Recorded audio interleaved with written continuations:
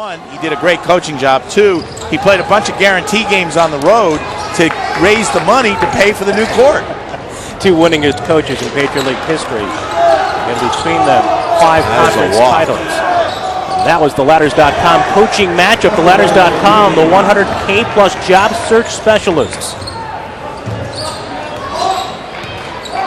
That was a nice drop step by James, except for the fact that he took 3 steps before he put the ball on the floor. Back-to-back nice plays by Brad and James. The guy was banged up earlier this year, coming back for the Colgate lineup. So important in this league to stay healthy, because there isn't that much margin for error. It's not like you have McDonald's All-Americans sitting on the bench. Goins with a missed 3 from the corner, weak side rebound, but a foul. And the consultation between our officials, Jack Sweeney and Andrew Murata. And you always like hold on Holy Cross when you see officials talk to one another, because that means that they're trying to make sure the guy who had the best view makes the call. Geister guilty of the personal for the Crusaders. Speaking of James, by the way, he shed the mask. He was wearing a protective mask due to a broken nose. Well, you talk about injuries and the fact that Venezia was out for 8 games and R.J. Evans has been out. Duke loses a great player in Kyrie Irving. Well, who takes his place at point guard? Nolan Smith will probably be a first-round draft pick. John referenced Mike Venezia off the bench, taking that last shot for Colgate with a miss, and Holy Cross able to answer with Andrew Keister delivering a 3. We saw that a couple against Bucknell 2 weeks ago. Keister is Mr. Consistency to this team. He gives you full effort on the boards and offensively and defensively every single night. The guy has overcome so much, beating cancer as a kid, Achilles injuries, knee injuries, to be a very good player. Left open, rolls, jacks it up with a misfire and fighting for the rebound. It's on James of Colgate, and there's Andrew Keister right on cue. James trying to reach over Keister and catching him on the forehead there, and thus the foul.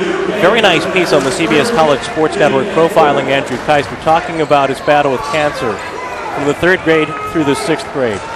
He learned from that experience so much, obviously, but among those things that he's taken into his college basketball career is that it's a privilege, in his words, not a right to play basketball. You never get a day back, and that's why it's 100% every day for Andrew Keister. And the number of college basketball players who have that attitude could probably be counted on one hand. Good ball work. Good defense as well for Colgate with a no call on the Keister miss. Coaches are giving some latitude to the inside players defensively here. Coaches, excuse me, I mean referees. The coaches like it when it's their guy getting the latitude. Coaches tend to act like referees. Coaches think they're referees. Pascal go to work on Keister. And a kick out for Roll. Off the drive, gives it up to Hoban. Shot clock under 5. Got it back, catch and release. Another 3, that's his 3rd. And very cool customer, Joe Hoban, knowing exactly where the clock was and not rushing the shot there. You know, coaches referee in practice every day. They have the whistle, they make calls. And I remember Bob Knight said to me one time, he said, the reason I get on refs so much is because I'm a better ref than they are. And I said, yeah, but you're a little biased. Offensive rebound for Keister, couldn't stick it back.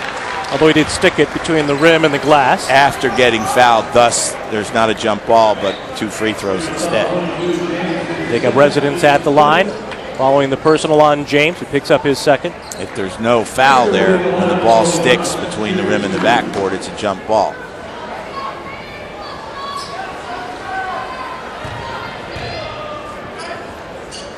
$11 points in this opening half for Hoban, and Emmett Davis used a coach's cliche, but to sum up Hoban's play, like he said, he's playing like a senior. He's the captain of the Raiders. He's really led this team through a lot of adversity in the non-conference portion of the season.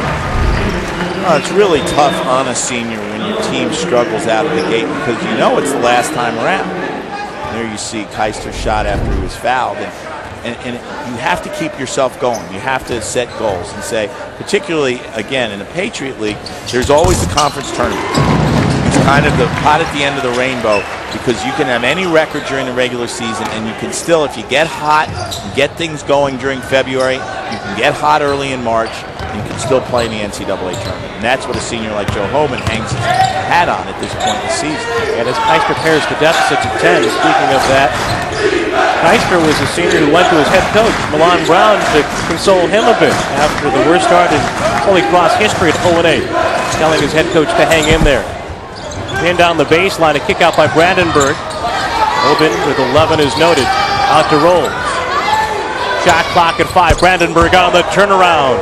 Milan Brown said he was really touched by how concerned his players were about their struggles early in the year. And he said, you know, really, they shouldn't be worried about me because I'm going to be here for a while.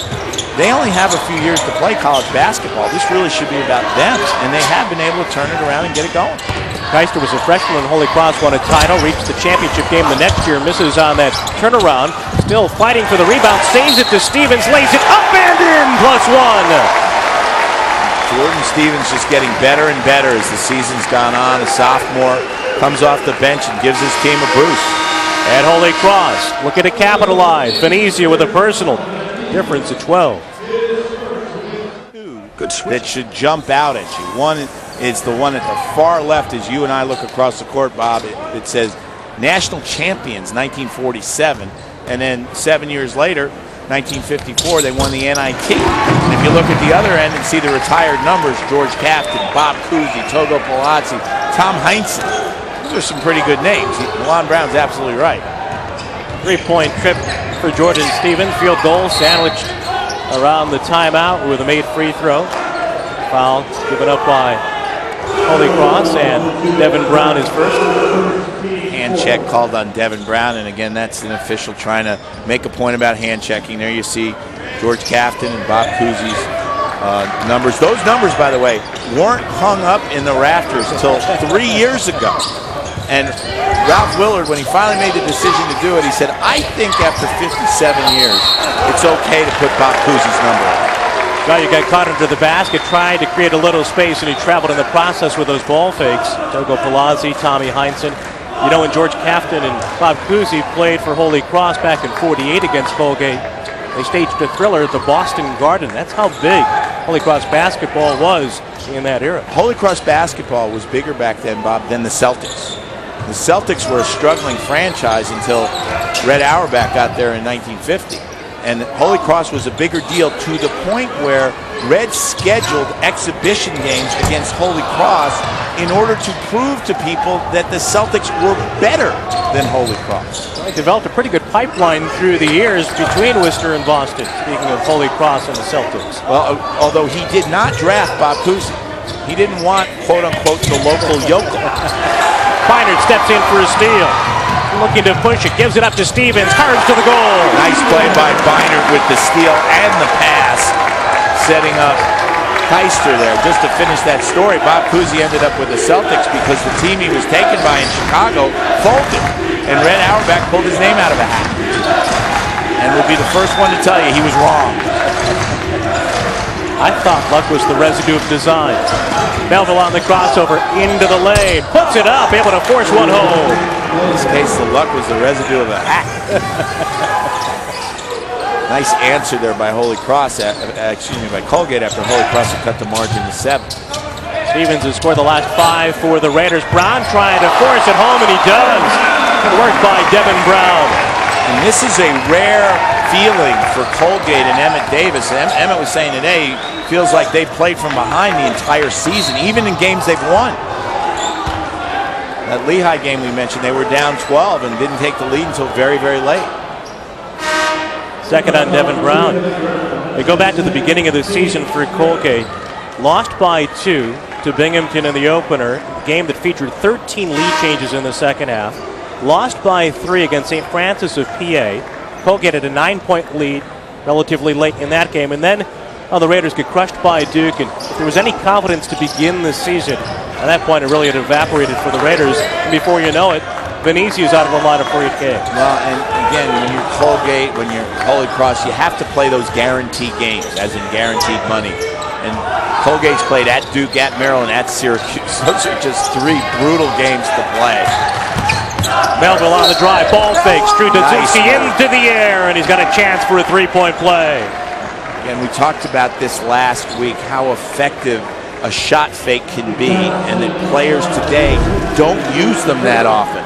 But look what it does here. He gets the defender in the air. He times his jump perfectly so that he can get the shot off and draw the contact and the foul. Sterling Melville, a junior from the Dallas area, though he attended prep school in Princeton, New Jersey at the Hun School. His dad played at Princeton. Very good player in the Ivy League. Capitale drops it off for Jones. Able to lay it in. Very alert interior pass there by Mike Capitale. And the good thing is that Jones is looking for it. Sometimes when a guy goes in the air and it looks like he's going to shoot, he fools his teammate when he passes. But Jones was ready for the pass. And after a very sluggish start offensively, Holy Cross has found its rhythm, drawing within 7. Beinert out on roll. Shot clock. Leads under 10. Rolls lost his balance. Melville steps out, but he was forced out with a block. No question about that call. He had the baseline, and Jones just stuck his hip out there to try to stop him and clear foul. College Sports Network, expect anything. Where is the Frozen Four this year, Bob? I'm not trying to trick you. I don't know at the moment. Is it in North Dakota this year? Well, there's the North Dakota Fighting Sioux. They're looking to get back. They won 7 national championships, 14 WCHA titles. They won 10 of their last 12. Speaking of North Dakota, I do know this. Last year, their bid for an 8th NCAA championship ended in Worcester, Massachusetts. They lost to Yale in the first round to a team coached by a native of Worcester, Massachusetts, Heath Lang. And who is the #1 ranked hockey team in the country right now? It is the Yale Bulldogs, which is a great story. 2 years ago, Miami of Ohio, you'll have a chance to see it tomorrow night, played one of the great games of all time against BU, losing in overtime to the Terriers. Stevens with a missed jumper, rebounded by Pascal of Colgate, school with a proud hockey tradition as well. That was in the national championship game, I believe, in the Verizon Center in Washington. Resetting the game, the lead's 9 now for Colgate. Holy Cross is really extending their defense because Colgate got off to a good shooting start. Freshman Pat Moore checking in for Colgate, defended by Capitale, looks to go left. Shot clock down to 6 as he hoists up a 3. Raised the front of the iron, but it's off Pascal to Holy Cross. Very good defensive possession there for Holy Cross. And 3.5 minutes left in the opening half of this basketball encounter of Colgate and Holy Cross. Different Wisconsin basketball. That's why that's a significant stat. It's hard to do. 10 points, 12 rebounds, 10 assists for Gasser, Wisconsin, after he just returned to the starting lineup for the Badgers. O'Ryan, one of the underrated coaches in college basketball. Gavateo gets the benefit of the bounce. Gavateo inside is very good with that move with the left hand, even though he's a right-handed shooter. Transferred from St. John's, now with 8 in his second season at Holy Cross. Rolls on the screen and roll. Pascal, well defended by Keister down low. Jayu puts it on the deck. He drives Jones. That's just too good. When you're a coach and you're Milan Brown on that, you just say, that was a great move. And Beinert with the assist, dropping it off for Keister. Beinert's doing a better job here tonight than he has in the past of penetrating to set up his teammates. He's been more of a perimeter point guard, but tonight he's really gotten in the lane well a couple times. He's continued to evolve this year, playing for the 3rd different coach in 3 seasons, asked to play the point differently for the 3rd straight year. And really playing out of position. He's more of a natural 2 guard, and he has evolved as a point guard. Tried to help out Jones on the defense against Jayu, who sees it bounce in and out. Holy Cross with an opportunity to pair that 7-point deficit. Beinert again drives it. This time he banks it. That time he set himself up, and now Emmett Davis wants to stop things for a minute here and calm his team down. He'll take a 30 under the 2-minute mark in the opening half. Holy Cross on a run. Emmett Davis was talking today about the fact that this is his team's 13th bus trip of the season. And it's just, that was a nice, again, see the drive here by Beinert. They're going left and shooting right, which is a tough move. As we said, Cavateo's been able to do that too. But imagine 13 bus trips, and we're still not out of January. The teams in the big leagues, they don't take bus trips. They go on chartered airplanes. Coming up on AT&T at the half, we'll journey to our New York studios. Molly Karam is standing by with a special sit-down with men's coaches from around